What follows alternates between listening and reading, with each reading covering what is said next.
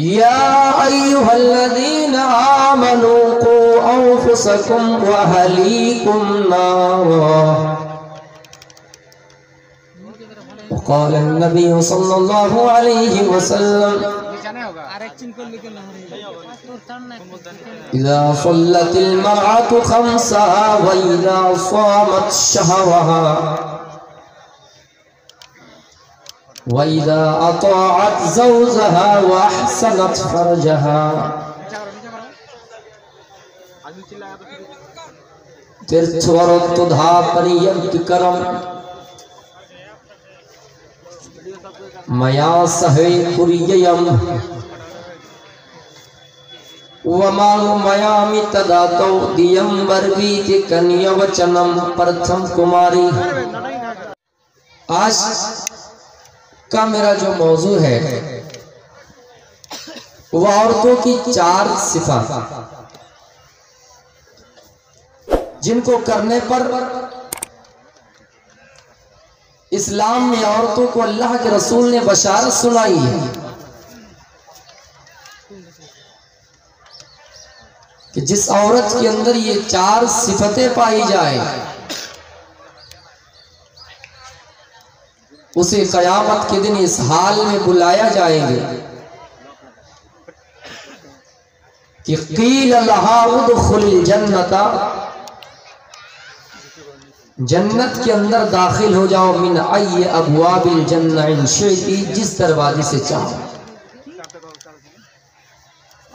ये है कि जो औरत 5 वक्त की नमाज अदा करती हो पाबंदी के साथ, और दूसरा ये है कि वो औरत अपने शौहर की इताअत करती हो, रमजान के महीने का रोजा रखती हो और अपने शर्मगाह की हिफाजत करते। इनसे कबल तकरीर को मैं शुरू करूं कि अल्लाह के रसूल ने कभी पेशीन गोई की थी कि बनी आदम जब जब बड़ा होता है और जब तक बड़ा होता रहता है उनके साथ 2 चीजें बड़ी होती चली जाए, वो है हुब्बुल माल और दूसरी चीज है वो तूल उम्र। इंसान बड़ा होता जाता है और उनकी ये 2 ख्वाहिश भी बढ़ती चली जाती है कि माल कैसे आए, दौलत कैसे आए। 60 साल का अरसा गुजर गया, 70 साल क्रॉस कर गया, फिर भी इंसान ये सोचता है कि अल्लाह और 10 साल की जिंदगी मिल जाए। और यही कारण है कि हम और आप बुढ़ापे के आलम में भी जिस उम्र में इंसान को सिर्फ जिक्रुल्लाह में मशगूल होना चाहिए, लेकिन हमारे अंदर वो बुराइयां खत्म नहीं होती है। हमने बहुत बच्चों के जुबान से ये सुना कि बेचारा जिनके पैर कब्र में लटक चुके हैं उनकी जबान से इतनी गंदी गंदी गालियां निकलती है और माल माल करता है, ये माल क्या करेगा।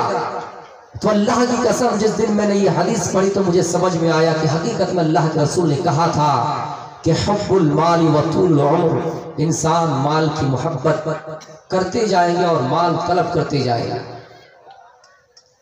समाज में आजकल बहुत सारा मोबाइल चोर निकला है और सिर्फ आप दूसरी कौम पर यह निशाना ना साधिए कि दूसरी कौम के लोग ये काम करते हैं, अपनी ही गिरदारी में इतना याद रखना, पकड़े तुम भी जाओगे। आजकल वो जमाना थोड़ी रहा कि कोई किसी की कुछ चीजें चोरी की और बद्दुआई की तो बद्दुआ लग गए। हिंदू धर्म के अंदर एक कहानी मैंने बहुत दिन पहले पढ़ी थी, वो आपको बता दूं। वहां पे ये लिखा हुआ है कि जब अर्जुन की शादी हुई द्रौपदी से अर्जुन की शादी हुई और शादी करके घर ले आए नई शादी करके ले आए, सब देखने के लिए आते कि नहीं मोहल्ले में, खुसूसन औरतें आती है देखने के लिए। तो उनके घर में कुंती से पूछा कि ये क्या है। सब ने कहा, पांडवों ने, कि ये क्या है। अर्जुन 5 भाई से थे, पूछा ये क्या है। कहा जो भी हो सब मिलके बांट लेना। या कोई मिठाइयाँ तो नहीं है कि बांट के ले लो, 5 केजी है तो 1-1 केजी ले लीजिए। वो लोग 5 भाई थे और उनकी किताब में है जो कह दिया कि वो मानना पड़ेगा। ये एक ही पत्नी है और 5 भाई है। जब कुंती ने ये कह दिया कि 5 मिलके तकसीम कर लो, तो अब वो सबकी पत्नी बन गई। ये एक औरत 5 आदमी की पत्नी बन गई। अब एक इंसान 5-5 पत्नी से तो उनकी जिंदगी चल सकती है, लेकिन ये एक पत्नी से 5 इंसान की जिंदगी कैसे चलेगी। तो कानून लगा दिया, नियम मुतय्यन कर दिए। मैं किसी के खिलाफ नहीं बोल रहा हूं, मैं बताना ये चाहता हूं कि उस जमाने में दुआएं लगती थी, चाहे किसी भी कौम में हो। यहां मैं तस्दीक करूं तो भी गलत है, तकज़ीब करूं वो भी गलत है, पकड़े जाएंगे, जेल होगा। लेकिन जो हकीकत है वो बता देता हूं। एक औरत 5 आदमी की पत्नी बन गई। जब एक औरत 5 आदमी की पत्नी बन गई तो सबने कहा एक काम किया जाए। उस जमाने में बड़ा बड़ा कमरा नहीं चलता था, बड़ी बड़ी बिल्डिंगें नहीं चलती थी।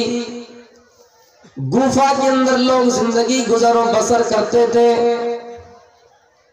कब बारी बारी आना, एक भाई के लिए 1 साल, दूसरे भाई के लिए फिर दूसरा साल, तीसरे भाई के लिए तीसरा साल, या फिर 5 आदमी का 5 आदमी की बारी कर दी गई कि आज फला दिन तुम, फला दिन तुम, फला दिन तुम, इसी तरह जिंदगी काट लो। जब ये कह दिया तो मानना पड़ेगा कि 5 आदमी बराबर तकसीम कर लो।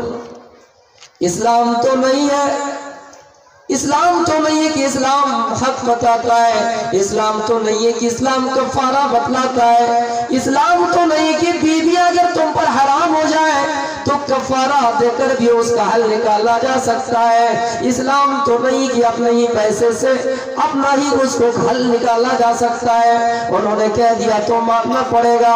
अब एक पत्नी है और 5 भाई है, 5 पांडव है। अच्छा क्या किया जाए।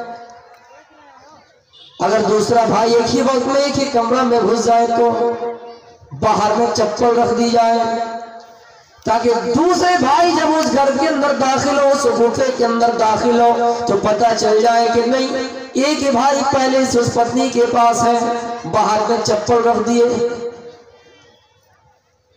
लेकिन एक दिन ऐसा हुआ कि कहीं से कुत्ता आ गया। कुत्ते ने चप्पल को अपने मुंह पर लटकाते हुए लेकर निकल गया। दूसरा भाई सोचा कि द्रौपदी अभी खाली है, उनके पास कोई भाई नहीं है। वो सोचा कि ये अभी तन्हाई में कोई उसके साथ नहीं है, क्योंकि यही नियम है, ये दस्तूर है कि जब कोई अंदर रहेगा उनके साथ रहेगा तो बाहर चप्पल रहेगी। आज तो बाहर चप्पल ही नहीं है, तो दूसरा भाई जल्दी से उस घर के अंदर दाखिल हुआ। और जैसे घर के अंदर दाखिल हुआ तो देखा कि वो अपने एक और पति के साथ मशगूल है, अपने एक और पति के साथ खेल कर रही है। जैसे ये देखना था द्रौपदी गुस्सा हो गए, गुस्से में लाल पीला हो गया, बबूला हो गया और जल्दी से बाहर निकल आए कि ये तुमने क्या किया। जब मैं तुम्हारे किसी और भाई के साथ हो, जब मैं किसी और पत्नी के साथ हो, तो तुम्हें अंदर आने की परमिशन कैसे मिली, तुम्हें अंदर आने की इजाजत कैसे मिली। बाहर में तुम्हें चप्पल नहीं दिखाई दी। कब बाहर में तो चप्पल नहीं है। अच्छा पता करो चप्पल कौन ले गया। इधर उधर नजरें दौड़ाई, 4 जाने देखने लगे, घूर घूर के देखने लगे। थोड़ी दूर में देखता कि कुत्ता अपने मुंह में चप्पल लटका हुए निकल रहा है। द्रौपदी ने शराब दे दिया, कसम दे दी। क्या कसम दे दी? क्या है? कुत्ते की नस्ल, सुनिएगा, ऐ कुत्ते की नस्ल, मैं तुम्हें शराब दे रही हूँ, मैं तुम्हें कसम दे रही हूँ, और ये कसम है कि तुम आज के बाद से तुम अपनी बीवी से भी गलत काम करोगे, बीवी के साथ ख्वाहिश बुझाओगे, सहवास करोगे, ख्वाहिश बुझाओगे तो खुलेआम करोगे, सड़कों पर करोगे, गलियों पर करोगे, चौक चौराहे पर करोगे। यानी मतलब यह था द्रौपदी का, गाय कुत्ते की नस्ल, अगर आज तुम चप्पल चुराते नहीं, चप्पल यहाँ से ले जाते नहीं, तो कोई दूसरा शौहर जो एक शौहर के रहते हुए अंदर चला गया और दोनों को इस हाल में देखा कि हम दोनों सहवास पूरी कर रहे थे, हम दोनों खेल कर रहे थे, आज के बाद से मैंने तुम्हें ये शराब दे दिया, और तुम भी अगर कुछ काम करोगे, अपने लाइफ पार्टनर से मिलोगे तो खुलेआम करोगे, चौराहे पे करोगे। अब अगर इसे सवाल कर लिया जाए क्या उस जमाने से पहले कुत्ता था या नहीं, लेकिन हम लोग करेंगे नहीं, जैसा मानना है तुम्हारा मानो। तो उनका मतलब यह है कि कुत्ता जो सड़कों पे अब नजर आते हैं ना, उनका कहना है कि ये द्रौपदी ने शराब दे दिया था, उस वक्त से बाहर में कुत्ता ऐसा कर रहा है। हालांकि मेरे भाइयों, ये अकली घोड़ा भी अगर दौड़ाइएगा तो पता चल जाएगा कि क्या हकीकत है क्या नहीं। मैं उस तरफ नहीं जाना चाहता हूँ। तो उस जमाने में हुआ करती थी बहुत सारे बद्दुआएं लग जाया करती थी, लेकिन इस दौर में जिनसे अगर कोई सामान चुरा रहा है, किसी का घर कब्जा कर रहा है, वो भी आजकल इतने ईमानदार नहीं रहे, और जो चुरा रहे हो तो ईमानदार और नहीं रहे, तो आजकल की दुआएं जल्दी कबूल नहीं होते। तो आइए मैं उन्वान की तरफ आता हूँ।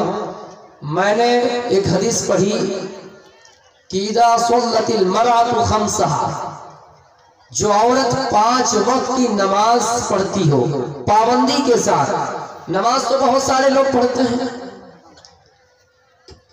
मुसलमान में मर्द भी नमाज पढ़ते हैं, औरत भी, और मुझे शायद ऐसा भी लगता है कि बहुत सारी औरतें ऐसी हैं जो मर्द के मुकाबले ज्यादा नमाज पढ़ती है। लेकिन मेरी बहनों, मेरी माँ, किस तरीके से नमाज अदा करनी होगी, आइए। अल्लाह के रसूल सल्लल्लाहु अलैहि वसल्लम को एक ऐसी औरत के बारे में बताया गया। क्या अल्लाह के रसूल, हमारे इलाके में एक ऐसी औरत है जो 5 वक्त की नमाज अदा करती है, साथ ही साथ नेकी का भी काम करती है, नफली नमाज भी अदा करती है, मोहल्ले में गरीबों की मदद भी करती है, मोहल्ले में लोगों को खाना भी खिलाते हैं, यतीमों के सरों पे हाथ फिरा करते हैं, नेकियों के काम में ज्यादा दिलचस्पी उनकी है। अल्लाह के रसूल ने कहा, ऐ फला, तुम उस औरत के बारे में ये भी बताओ कि उनका पड़ोसी के साथ कैसा उसका सुलूक है, उनका पड़ोसी के साथ कैसा बर्ताव है। उन्होंने कहा कि अल्लाह के रसूल, उनका पड़ोसी के साथ अच्छा सुलूक नहीं है, अच्छा बर्ताव नहीं है। जब चाहा अपने पड़ोसी को लान तान किया, जब चाहा अपने पड़ोसी को गाली दी। मेरे प्यारे साथियों, ये चीज औरतों के अंदर ज्यादा कसरत से पाई जाती है, ज्यादा पाई जाती है कि औरत अपना मुंह ज्यादा चलाया करती है, गीबतें किया करती है, चुगलियां किया करती है, अपने पड़ोसी को सताया करती है। अगर उसका शौहर ज्यादा पैसा वाला है, उसका शौहर ज्यादा पैसा वाला, ज्यादा रुपया वाला है, ये अपने शौहर के पैसों से नाच करती है और अपने पड़ोसी की औरत को हकीर समझती है, और जब जैसा चाहती है बोल देती है, उल्टी सीधी बोल देती है, पड़ोसियों की खबर नहीं लेती है, पड़ोसियों को कुछ बोलती है तो ज्यादातर गालियां ही देती है। अल्लाह के रसूल ने फरमाया, ऐसी औरत के अंदर ला खैर फिहा मिन अहलिन नार हिया मिन अहलिन नार, ऐसी औरत के अंदर भलाई नहीं है, ये औरत जहन्नमी है, ये औरत जहन्नमियों में से है। जिस औरत के अंदर ये बुराई पाई जाए कि नमाज तो अदा करती है, तहज्जुद तो पढ़ा करती है, नेकियों का काम तो करती है, लेकिन अपने पड़ोसियों को जब चाहती है गाली देती है, जब चाहती है पड़ोसी को गाली देती है। पता चला पड़ोसियों का हक कितना है। मेरी माँ, पड़ोसी से अगर किसी का झगड़ा होता है वो तुम्हारे वजह से। मर्द दिन भर ऑफिस में काम करता है, थका मंदा पसीने पसीने होकर आते हैं, आपको अच्छी बात बतानी चाहिए ताकि आपका शौहर खुश हो जाए। जो थकान पैदा हुआ, जो थकावट आई है, आप उनके सामने ऐसी बात बोलिए ताकि वो खुश हो जाए। लेकिन जैसे घर के अंदर दाखिल हुआ, पहले से मुंह बना लिया, जब मेरे पति घर के अंदर आएंगे, बातों को गढ़ने में और ज्यादा माहिर है। पहली बातों को बना लिया कि आज मेरे शौहर को आने दो, सारी चीजें बताते हैं, बातों को गढ़ लेती है। और जैसे शौहर घर के अंदर आते हैं, शौहर से सारी चीजें बता देते हैं, कभी सास के खिलाफ, कभी ससुर के खिलाफ, कभी किसी के खिलाफ, पड़ोसी के खिलाफ। और वो शौहर बाहर में थका मंदा चूर चूर होकर आते, मेहनत और मजदूरी करके आते हैं, उनका प्रेशर हाई हो जाता है। और उन हाई प्रेशर में उनको ये सारी चीजें बताई जाती है, तो उनका दिमाग और खोलता है, उनका जज्बात और बढ़ जाता है। और जज्बात को कंट्रोल नहीं कर पाता है, तब लड़ाई शुरू कर देता है, तब मार शुरू कर देता है, झगड़ा शुरू कर देता है। आए मेरी माँ, आए मेरी बहनों, आज मैं एक नसीहत आपको ये करके जा रहा हूँ, आप कहिएगा आपको तजुर्बा कैसे हुआ।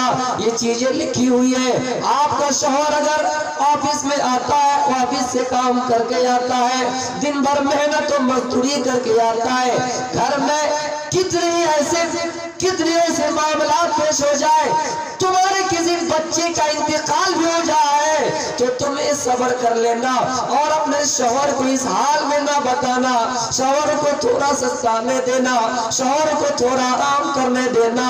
मेरे प्यारे साथियों, मेरी बहनों, ये आपसे ये नसीहत है कि आप सबसे ज्यादा इन कामों को करते हैं, इन कामों से बाज आ जाइए।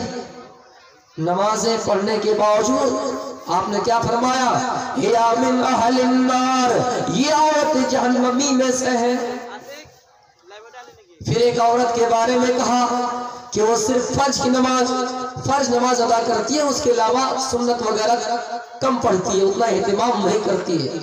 लेकिन अल्लाह के रसूल ने पूछा, क्या उनका पड़ोसी उनसे नाराज है? पड़ोसी के साथ उनका कैसा मामला, कैसा बर्ताव है?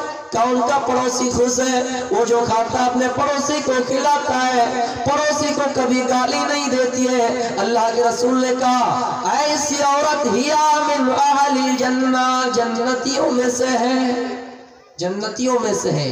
तो इस हदीस में क्या कहा कि जो औरत 5 वक्त की नमाज अदा करती है। अब मर्द ये सोचेंगे औरत के बारे में जिक्र है, मर्द के बारे में नहीं। आइए मैं उस सहाबी का वाक़या आपको बता दूं। हज़रत खुबैब रज़ियल्लाहु ताला अन्हु एक सहाबी थे, जंग के मैदान में जाता है लड़ाई करने के लिए, जिहाद करने के लिए, लेकिन जंग हार जाते हैं, कैद कर लिए जाते हैं, उनको पकड़ लिया जाता है। पकड़ने के बाद खुबैब रज़ियल्लाहु ताला अन्हु को मक्के की गलियों में मक्के वालों के पास भेज दिया जाता है। और कौन खरीदता है? हारिस के बेटे खरीदते हैं, इसलिए कि खुबैब एक ऐसा सहाबी था जिन्होंने जंगे बदर में हारिस को कत्ल किया था। हारिस के बेटे ने उसको खरीद लिया। जब खुबैब रज़ियल्लाहु ताला अन्हु को खरीद लिया, मतलब यह है ज़ाती इंतकाम लेना है कि मेरे बाप को तुमने कत्ल किया है, तुम्हें भी इसी मौके पे, इसी बहाने पे कत्ल कर देंगे। इस नियत से, इस इरादे से उसको खरीद लिया। खरीदने के बाद घर ले गए, खुबैब को घर ले जाया गया, मक्का ले जाया गया। एक मर्तबा खुबैब कैद है, कभी तो जंजीर से बांधा जाता है, सुतूनों से उनको बांध दिया जाता है, कभी कुछ देर के लिए छोड़ दिया जाता है। खुबैब ने हारिस की बेटी से पूछा, आए हारिस की बेटी, कोई उस्तूरा दे दो, सामान दे दो, बाल वगैरह काटने के लिए। उस जमाने में जो चलता था, आजकल तो कैंची वगैरह प्लेट वगैरह आ गए, उस जमाने में जो चलता था दे दो। हारिस की बेटी ने उसको उस्तूरा दिया। इतने में हारिस की बेटी की एक बच्चा दौड़ता हुआ खुबैब के पास आया और उसकी रान पर बैठ गया। कैदी है खुबैब। इस मिसाल को और से सुनिएगा। खुबैब के रान पर बैठ गया। दुश्मन की बेटी हारिस, दुश्मन की बेटी हारिस, हारिस की बेटी, दुश्मन की बेटी, इसका मतलब हारिस की बेटी, क्योंकि उन्हीं की कैद में खुबैब है। ये मन मन में डरने लगी कि मेरे दुश्मन के, मेरे कैदी के हाथ में मेरा बच्चा चला गया और उनके हाथ में उस्तूरा है, काटने वगैरह का आला। ये डर रही है अल्लाह, या जो जिस चीज को वो मानते थे उस वक्त, कहने लगी ये क्या हो गया, यानी कैदी के हाथ में उसका बच्चा चला गया। खुबैब रज़ियल्लाहु ताला अन्हु कहते हैं, आए हारिस की बेटी, क्या तुम ये समझ रहे हो कि मैं तुम्हारे कैद में हो, तुम्हारे चंगुल में हो, तो मैं तुम्हारी इस बच्ची को कत्ल कर दूंगा? नहीं, तुम्हारे इस बच्चे को कत्ल नहीं करूंगा, मेरे हवाले है, ठीक है, लेकिन मैं तुम्हारे बच्चे को ऐसे ही वापस करूंगा, मैं तुम्हारी अमानत में खयानत नहीं करूंगा। कैद, उसको कैद कर लिया गया था और उसके रान पर वो बच्चा जा लेता था, किसी वजह से वो बच्चा चला गया था। मेरे प्यारे साथियों, हारिस की बेटी लिखती है और कहती है, मैंने आज तक खुबैब जैसा कोई कैदी नहीं देखा कि उनके हाथ में काटने वाला, जख्म करने वाला आला है, उस्तूरा है, सामान है, कैंची है, ब्लेड है, और उनके हाथ में मेरा बच्चा है और उन्होंने उसको कत्ल नहीं किया, वापस कर दिया। और एक बात सुनिए, खुबैब एक ऐसा कैदी था, वो लिखते हैं कि जब उसको पिलरों से मजबूत करके बांध दिया जाता, जंजीरों से जकड़ दिया जाता, उनके हाथ में अंगूर का खोसा होता, अंगूर का गुच्छा होता। ये देखकर ताज्जुब करती कि उस वक्त मक्के में कोई ऐसा दरख्त जिसमें फल नहीं था, बेमौसम था, लेकिन उनके पास अंगूर कहां से आ रहा है, उनके पास अंगूर का खोसा कहां से आ रहा है, उनके पास अंगूर का गुच्छा कहां से आ रहा है, उनको जकड़ दिया गया, बांध दिया गया है, लेकिन अल्लाह ताला गैबी तौर पर उनको अंगूर खिला रहा है। गैबी तौर पर उनका क्या अमल था, देखिएगा आगे। अब ऐलान हो गया कि खुबैब को कत्ल कर दिया जाए, खुबैब को फांसी दे दी जाए, खुबैब को सूली पर लटका दिया जाए, जंजीर से खोल दिया गया और एक मैदान में ले जाया गया। खुबैब को फांसी दे दी जाएगी, रज़ियल्लाहु ताला अन्हु, खुबैब रज़ियल्लाहु ताला अन्हु को फांसी दे दी जाएगी। एक मैदान में ले गया और खुबैब से पूछा, खुबैब अब तुम्हें फांसी दे दी जाएगी, बताओ तुम्हारी अंतिम इच्छा क्या है। कैदी से लोग पूछते हैं ना, जेलर, जो लोग जेल गए हैं उन्हें अच्छी तरीके से मालूम है, कैदी से पूछा जाता है कि तुम्हारी अंतिम इच्छा क्या है, अब तुम्हें फांसी दे दी जाएगी, अंतिम इच्छा क्या है। तो हम और आप क्या बोलते हैं? बहुत लोग ये होता है, कहता है कि मुझे पानी चाहिए, और बहुत लोग ये होता है कि कहता कि मुझे अपनी माँ से मिलाइए, बीवी से मिलवाइए, बेटी से मिलवाइए। और आजकल तो कुछ लोगों ने मजाक बना लिया कि मरना तो है ही, लाओ कुछ खिला दो, कोई हलवा खिला दो, पानी पूरी खिला दो, बिरयानी खिला दो, क्या क्या बोलते हैं लोग, मरना ही है तो माँ बाप से और मिलके क्या फायदा, कुछ खिला दो। लेकिन खुबैब ने कहा, मुझे माँ से नहीं मिलना है, मुझे बाप से नहीं मिलना है, मुझे कुछ खाना भी नहीं है, मेरी अंतिम इच्छा ही है, मेरी आखिरी ख्वाहिश ही है कि मुझे 2 रिकात नफली नमाज अदा करने दो, 2 रिकात नमाज अदा करने दो, अंतिम इच्छा है। जो अंतिम इच्छा हो तो आपको मानना ही पड़ेगा। कहा ठीक है खुबैब 2 रिकात नमाज पढ़ लो। खुबैब ने जल्दी जल्दी नमाज पढ़ ली, उस दिन जल्दी नमाज पढ़ ली। जिस नमाज में 5 मिनट का टाइम लगता था 2 मिनट में ही पढ़ ली, 10 मिनट का टाइम लगता था 5 मिनट में ही पढ़ लिए। उसके बाद खुबैब ने कहा, आए जालिमो, आए कुफार मुशरिकीन, आए मक्का के काफिरों, मैं इसलिए लंबी नमाज अदा नहीं किया ताकि तुम ये सोचोगे कि खुबैब मरना नहीं चाहता है, खुबैब कोई दुनिया की जिंदगी पसंद है, खुबैब इस दुनिया से जाना नहीं चाहता है, खुबैब को फांसी पसंद नहीं है, इसलिए नमाज में तूल कर रहा है, इसलिए नमाज को लंबी कर रहा है। मैंने जानबूझकर आज नमाज हल्की पढ़ी, मैंने जानबूझकर आज नमाज हल्की मुख्तसर पढ़ी, इसलिए कि कोई ये ना कह सके कि खुबैब मरना नहीं चाहते हैं। इतनी बड़ी इस वाक़े में नसीहत है कि अंतिम इच्छा क्या थी उनकी कि 2 रकात नफली नमाज। मेरे भाइयों, नमाज पढ़ने का इत्मीनान नहीं कहा कि मेरी बीवी से मिलवा दो, नहीं कहा कि मेरी माँ से मिलवा दो, अगर कहा तो 2 रकात नमाज पढ़ने का मौका दे दो। मेरे भाइयों, हम और आप क्या क्या अंतिम इच्छाएं सोचते हैं। पहला सहाबी खुबैब जिन्होंने पहली मर्तबा फांसी देने से पहले, कत्ल किए जाने से पहले नमाज पढ़ने का मुतालबा किया, इसीलिए अल्लाह ताला ने उनको गैब से अंगूर का खुशा अता किया था। एक बात याद रखिएगा, यही अंतिम इच्छा उस दुनिया में भी पूछी जाएगी। यवद्दुल मुजरिमु लौ यफ्तदी मिन अज़ाब यौमिज़िन बिबनी। क़यामत के दिन जहन्नमियों को जहन्नम में डालने से पहले उनसे पूछ लिया जाएगा, तुम्हारी आखिरी ख्वाहिश क्या है। दुनिया में बीवी बच्चों के लिए हम और आप क्या करना करते हैं, हलाल हराम में तमीज नहीं करते कि मेरा लड़के का होना चाहिए, मैं मर रहा हूं मरने दो, लेकिन मेरा लड़का का होना चाहिए, मेरी बीवी खुश रहेगी तो हमें अच्छा नाम करेगी हमारा। दुनिया में हम और आप बीवी बच्चों को खुश करने के लिए क्या ना क्या करते हैं, क्या से क्या करते हैं, लेकिन आपकी उस दिन क्या ख्वाहिश होगी जब कहा जाएगा क्या है मुजरिमों बताओ तुम्हारी आखिरी ख्वाहिश क्या है, तुम्हें जहन्नम में डाला जाएगा। आप तमन्ना करेंगे क्या अल्लाह मुझे जहन्नम से बचा लीजिए, मेरी औलाद को जहन्नम में डाल दीजिए, मेरी बीवी को जहन्नम में डाल दीजिए, मैं इन्हीं की वजह से दुनिया में हराम कमाई किया करता था, मेरे बेटे को जहन्नम में डाल दीजिए, मैं इन्हीं की वजह से हराम कमाई किया करता था। तो मेरे प्यारे साथियों, गौर करने के ऊपर गौर करने पर सारी चीजें पता चलता है, सच्चाई पता चलता है, इस दुनिया की हकीकत क्या है।